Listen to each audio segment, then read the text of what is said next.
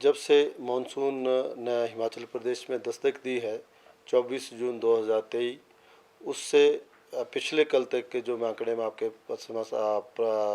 सामने प्रस्तुत करूंगा कि 361 लोगों का 361 पीपल हैव डाइड, 361 लोगों की अभी तक मृत्यु हो चुकी है इस बरसात के दौरान, और 40 लोगों की जो है वो मिसिंग है। तो हमें जब तक वो डेड बॉडी नहीं मिल जाती हम उसको मिसिंग की श्रेणी में रखते हैं, चाहे वो पानी में बह गए हों या किसी मलबे के नीचे फंसे हों या किसी अन्य कारण से ड्राउनिंग हो। तो ये एक बहुत बड़ा नंबर है। अगर इसको आप सबको जोड़ लें तो 400 से अधिक आंकड़ा बैठता है। इसके साथ साथ पूरे प्रदेश में अभी तक 12,000 से अधिक जो है हमारे मकानों को क्षति पहुंची है। इन 12,000 में से 2200-2300 के आसपास जो है हमारे मकान पूरी तरह से ध्वस्त हो चुके हैं। इसके अलावा बहुत सारे हमारे इंफ्रास्ट्रक्चर को नुकसान पहुंचा है, जिसमें से कि पीडब्ल्यूडी को लगभग 3,000 करोड़ का नुकसान हुआ है और जो जल शक्ति विभाग है 2,000 करोड़ के आसपास का नुकसान हुआ है। अगर सभी विभागों को एग्रीकल्चर, हॉर्टिकल्चर, रूरल डेवलपमेंट और इलेक्ट्रिसिटी बोर्ड इनको सबको जोड़ें तो पिछले कल तक की जो हमारे पास सूचना है उसके अनुसार 8,300 करोड़ 8300 करोड़ रुपए का नुकसान अभी तक ये डायरेक्ट लॉस जो है प्रदेश सरकार को हो चुका है। लेकिन ये अभी हमारे सभी विभाग जो हैं और जो जिला प्रशासन है वो रिलीफ और रेस्क्यू ऑपरेशन में लगा हुआ है, जिसके कारण क्या इसका आंकलन अभी तक पूरी तरह से नहीं आया है। लेकिन मुझे लगता है कि जब तक ये बरसात ख़त्म होगी और जब तक पूरे हमारे आंकलन आएंगे तो ये आंकड़ा जो 8300 करोड़ का मुझे लगता है 10,000 करोड़ से कहीं ज़्यादा अधिक निकलेगा।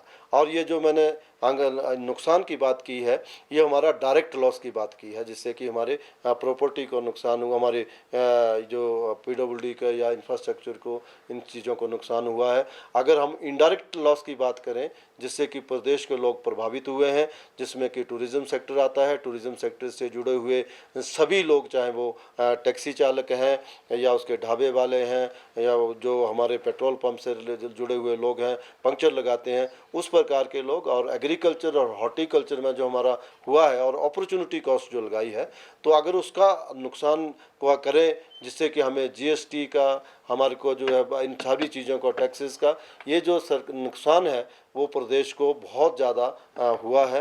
पहली बात, बहुत हमने हमारी इतने साल की सर्विस, लगभग 30 साल की सर्विस होने को आई है, इस प्रकार की जो है आपदा हमने आज तक नहीं देखी है। सबसे ज़्यादा जो आंकलन हमने बरसात के मौसम में किया था वो पिछले वर्ष था, वो 2500 करोड़ के आसपास का था। लेकिन जैसे कि मैंने आपको अभी बताया कि ये इस बार का आंकड़ा जो है वो 12,000 10,000 करोड़ से कहीं ज़्यादा बैठेगा। अभी जो एक शिमला में आपने देखा होगा कि शिव बॉडी मंदिर में एक बहुत बड़ा हादसा हुआ था, उसी तरह से फागली में और एक कृष्णा नगर में एक हादसा आज आनी में हुआ है, जिसमें कि 8 से ज़्यादा जो है बहुमंजिली इमारतें जो है वो ध्वस्त हो गई है। सोशल मीडिया में आप उसका सभी लोग उसका वीडियो देख सकते हैं। इसमें एक अच्छी बात ये रही कि जिला प्रशासन की मुस्तैदी के कारण लोगों को इन सभी बिल्डिंगों से पहले ही जो है वहाँ बाहर निकाल चुके थे हम लोग 1-2 दिन पहले ही, जिसके कारण ये एक बहुत बड़ा हादसा जो है वो होने से बच गया। लेकिन चाहे वो बात आनी की हो, चाहे हम बात जो मंडी ज़िले के अन्य क्षेत्रों की करें या बात हम कृष्णा नगर की करें, सभी जगह ये दर्शाता है कि जब भी हम कभी प्रकृति के विरुद्ध हम लोग कंस्ट्रक्शन करते हैं, हम देखते हैं जहाँ भी ज़मीन है वहाँ पे घर बना देते हैं या कोई कमर्शियल कम्प्लेक्स बना लेते हैं, तो इस प्रकार के नतीजे सामने आते हैं। और ये बहुत ही दुखदाई है। लोगों का जब आशियाना उजड़ता है तो बहुत ज़्यादा दुख दर्द होता है। मैं आपके माध्यम से सभी प्रदेश के लोगों से करबद्ध प्रार्थना करना चाहता हूँ कि जब भी अपना कोई मकान बनाए या कोई कमर्शियल बिल्डिंग बनाए तो उसका जियोलॉजिकल स्टेटा को और हिल स्लोप को ध्यान में रखते हुए बनाए, और बिल्डिंग जो हमारे बायलॉज हैं और बिल्डिंग कोड हैं उनका और स्ट्रक्चरल जो इंजीनियरिंग है उस पॉइंट से बनाए, ना कि किसी को ठेका दे करके और बना दें कि बेयरिंग कैपेसिटी को नहीं देखा और मकान बना दिया। तो इस प्रकार के इस बार जिस तरह से पूरे प्रदेश में ये जख्म जो है प्रकृति ने दिए हैं, इस प्रकार के सामने आते रहेंगे। तो हमें प्रकृति के साथ मिल कर के और उनके साथ सामंजस्य बना करके ही हमें रहना होगा। अन्यथा जो इस प्रकार के लैंडस्लाइड या ये हादसे होते रहेंगे, या हमारी दूसरी तरफ जो हम नदी नालों के किनारे जो हम ये सोचते हैं कि ऊपर डैम बन गया है, पानी रेगुलेटेड तरीके से आता है और नीचे हम नदी के बिल्कुल किनारे घुस जाते हैं और कोई भी मकान या कोई इंफ्रास्ट्रक्चर बनाते हैं।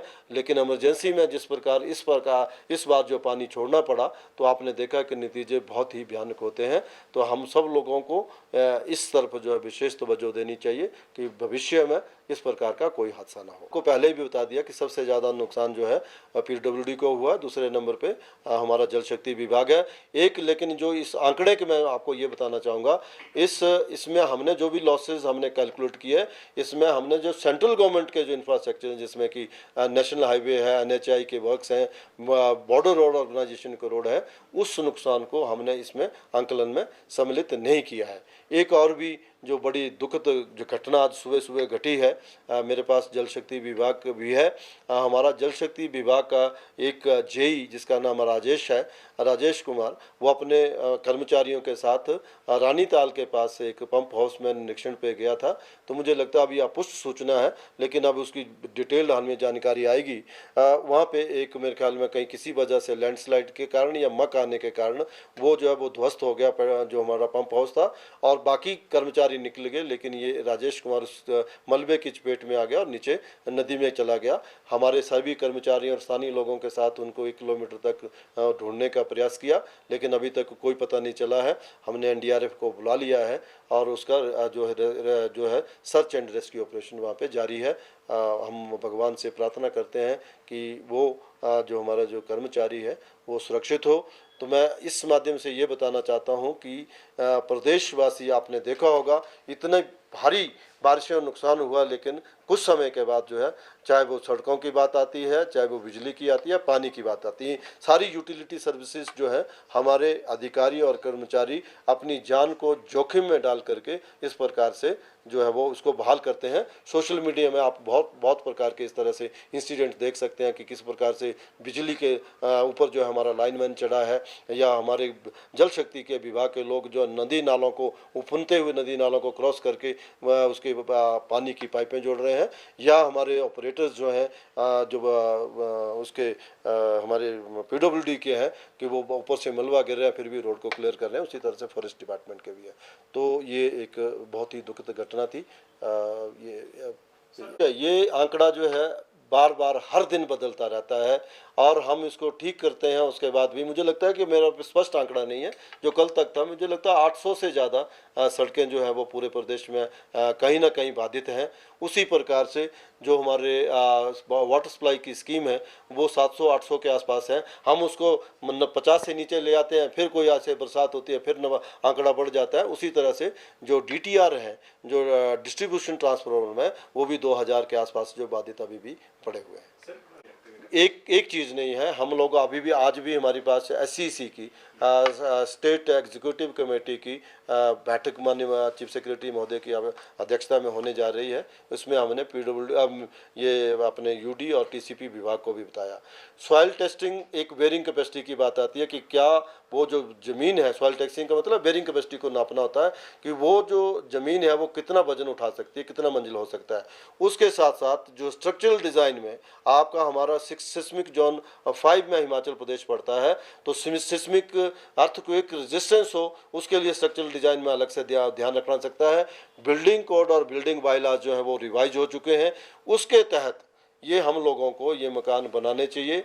और उसके साथ साथ जो हमारे जो ट्रेडिशनल विजडम है, जो स्थानीय लोग हमारे बुजुर्ग जो होते थे हमेशा नदी नालों से और स्लोप से हट करके मकान बनाते थे, इसलिए आपने देखा होगा कि ट्रेडिशनल गांव में इस प्रकार का नुकसान नहीं होता है। लेकिन आज की डेट में हम लोग जो है जहां खाली स्थान मिल जाता है जहां ज़मीन खरीद लेते हैं और मकान बना लेते हैं, और इस प्रकार से जैसे कि मैंने बताया 12-12.5 हजार मकानों का क्षतिग्रस्त होना छोटा आंकड़ा नहीं है, ये बढ़ता ही जा रहा है।